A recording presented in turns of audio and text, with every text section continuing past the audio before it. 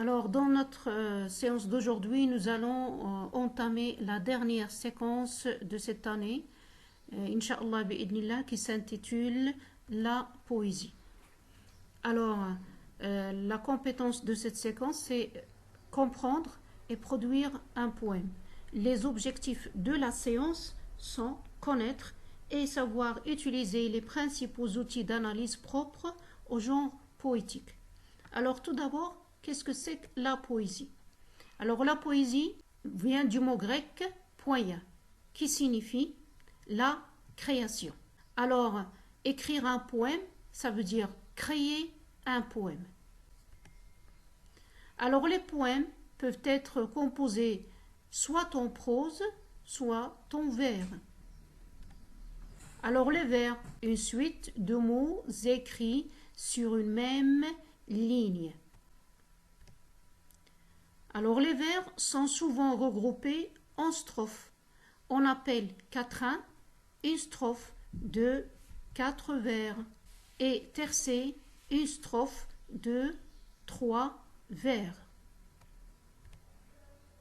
Alors les vers portent des noms différents selon leur maître, c'est-à-dire le nombre de syllabes prononcées. Les types de vers les plus courants sont l'alexandrin, il comporte 12 syllabes prononcées. Un exemple.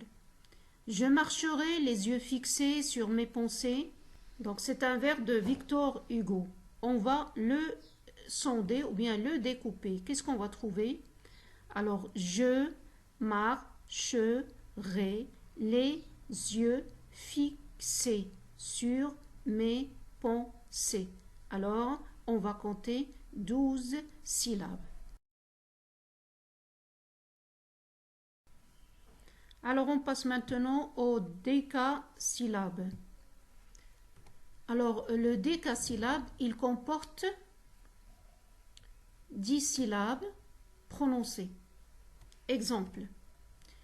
Viens voir la vieille barrière rouillée. Donc, c'est un vers de Félix Leclerc. On va voir le découpage maintenant.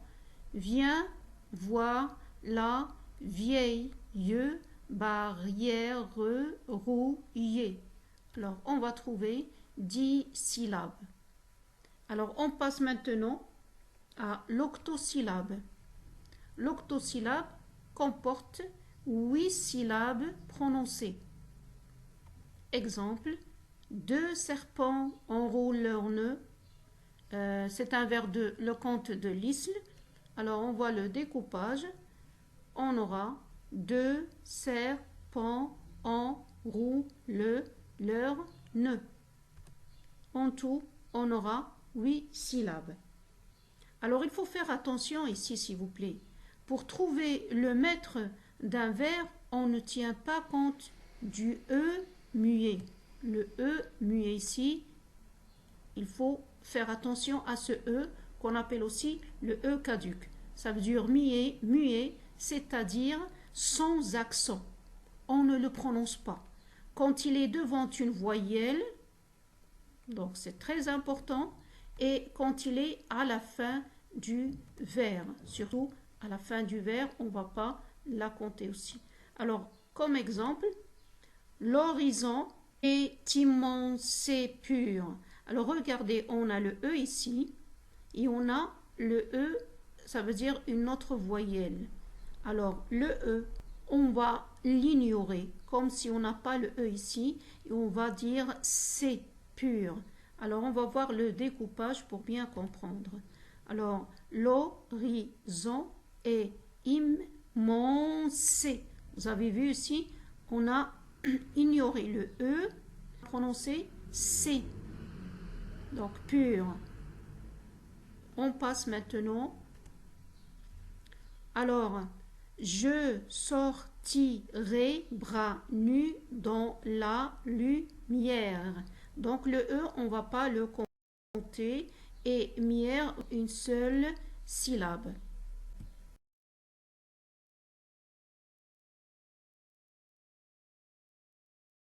Alors, les sonorités, comme vous savez, dans la poésie, donc les poèmes sont destinés à être lus et surtout à être dits et écoutés. Donc, les poètes recherchent particulièrement les effets provenant des sonorités. Ceux-ci peuvent porter sur des sons qui se ressemblent ou sur une même sonorité répétée. Alors, par exemple, une allitération est la répétition d'un même son de consonnes. Donc, on trouve un même son de consonnes qui se répète dans un même vers. Par exemple, dans ce vers de Paul Verlaine, on va dire, ou bien on va entendre, voici des fruits, des fleurs, des feuilles et des branches. Alors, qu'est-ce que vous constatez? Alors, on a la répétition d'un même son, le F. F, donc de fruits, F de fleurs et F de feuilles. Alors, on a une autre sonorité, on l'appelle une assonance. Et la répétition toujours, donc c'est toujours la répétition d'un même son, mais maintenant de voyelles. Un même son de voyelles. Alors, dans ce vers de Paul Huliard, on va trouver voici minuit, minuit, point d'honneur de la nuit. Alors, on a la répétition de le son ici, vous voyez, oui, oui, oui. On passe une rime et la répétition, toujours ici, les sonorités, on se base sur la répétition du même son à la fin de plusieurs vers. Alors, on passe, par exemple, les rimes suivies. Qu'est-ce qu'on trouve? Pur, azur, calme, palme. Donc, on va donner A, puis alme, B, B. Donc, ce sont les rimes suivies ou bien des rimes plates. On a encore des rimes croisées ou bien alternées. Regardez, on a pur, calme, azur, palme. Donc, on a A, B, B. Puis, on a les rimes embrassées. Regardez, on a pur, calme, palme, azur. Donc, A, B, B, A.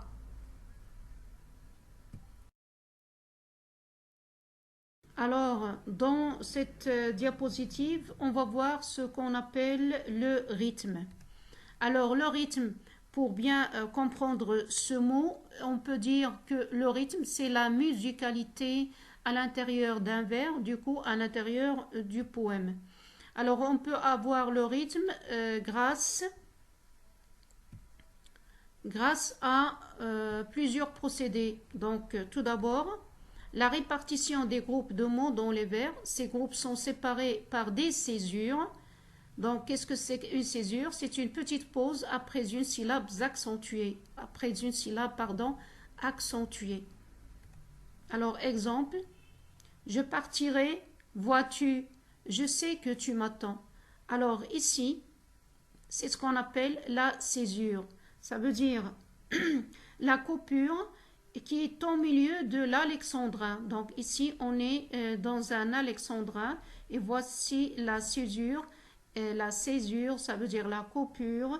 Il divise l'alexandrin en deux parties. Ça veut dire en deux hémistiches. Hémistiche 1, hémistiche 2. On peut avoir aussi le rythme grâce au rejet ou bien à l'enjambement. Exemple. Donc, c'est bonsoir de septembre où je sentais des gouttes. Alors, on va se demander des gouttes de quoi? Ça veut dire le sens de ce vers n'est pas encore complet et on n'a pas de point. Alors, on va attendre la suite. Ça veut dire le vers qui va suivre pour comprendre le sens de ce vers. Des gouttes de quoi? Des gouttes, donc des gouttes de rosée à mon front, comme un vin de vigueur. Ça veut dire ici, le rejet, c'est on rejette cette expression au vers suivant pour la mettre en relief. pour la mettre en avant. Ça veut dire on veut donner de l'importance à cette expression. Alors le rejet, donc ici, c'est le fait de rejeter une expression au vers suivant. Alors notez bien, le rejet est un procédé métrique de la poésie qui consiste, grâce à un enjambement, à placer au début du vers afin de le mettre en relief un mot ou un groupe de mots qui appartient par la construction syntaxique et le sens au vers précédent. Donc ici, on n'a pas de point, donc on a un rejet ou bien un enjambement. Alors on parle d'un enjambement si on a toute une phrase qui a une relation avec le premier vers ou bien qui complète le sens du premier vers. Ici, on a cette expression de rosée à mon front, de rosée.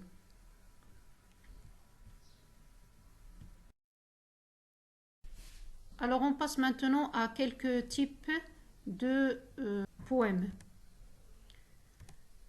Alors, les poèmes de forme fixe sont toujours construits de la même façon. Alors, la ballade se compose de 3 strophes et d'un envoi rythmé par un refrain. Le rondeau est organisé à partir de 2 rimes. Il comporte entre 7 et 15 vers. Le sonnet est le plus connu des poèmes, se compose de 2 quatrains, souvent avec des rimes embrassées, suivis de 2 tercets. En général, ces 14 vers ont tous le même nombre de syllabes. La fable, alors, est un récit accompagné d'une morale. Quand la fable est composée en vers, ceux-ci sont souvent de différentes longueurs. Ça veut dire on peut trouver un alexandrin, un décasyllabe, un éniasyllabe et ainsi de suite. Alors, le calligramme est en vers libre. Il forme un dessin sur la page. Quand vous regardez ici, on a un dauphin. Ça veut dire un poème sous forme d'un dauphin. Il va parler du dauphin. Et on termine par ce qu'on appelle le haïku. C'est un poème d'origine japonaise, comporte 17 syllabes réparties en 3 vers. Voici un exemple de haïku. Alors le temps s'étire, soirée de pluie printanière, et moi je songe.